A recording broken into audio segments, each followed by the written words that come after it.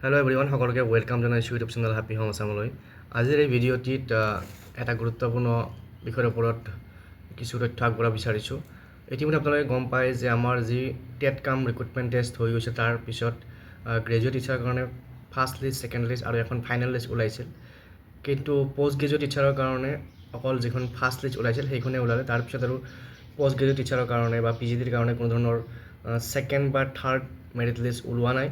গতিকে এই সম্পৰ্কত আমাৰ মাননীয় মুখ্যমন্ত্ৰী ডাঙৰীয়াক কিছুমান ব্যক্তিয়ে প্ৰশ্ন কৰিছিল আৰু লগতে গ্ৰেজুৱেট টিচাৰৰ ফ'ৰ্থ লিষ্ট বা PGTৰ ছেকেণ্ড লিষ্ট এই সম্পৰ্কত তেখেতে কি মন্তব্য আগবঢ়াইছিল সেইখিনি আপোনালোকক দেখাব বিচাৰিছোঁ। আশা কৰিছোঁ ভিডিঅ'টো সকলোকে চাব, যিসকলে চেনেলটো নতুনকৈ আহিছে ছাবস্ক্ৰাইব কৰি দিব।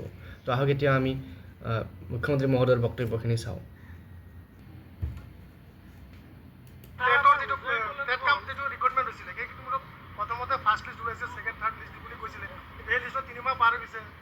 যেতিয়ালৈকে পোষ্ট থাকে তেতিয়ালৈকে লিষ্ট ওলাব, পোষ্ট থাকালৈকেহে লিষ্ট ওলাব।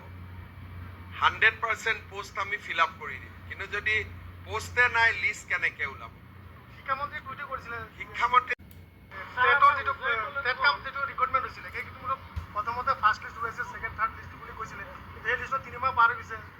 যেতিয়ালৈকে পোষ্ট থাকে তেতিয়ালৈকে লিষ্ট ওলাব, পোষ্ট থাকালৈকেহে লিষ্ট ওলাব। 100% পোষ্ট আমি ফিল আপ কৰি দিম, কিন্তু যদি পোষ্টে নাই লিষ্ট কেনেকৈ ওলাব? শিক্ষামন্ত্ৰীয়ে যি কৈছে এইটোৱে কৰিব, সময় আছেতো।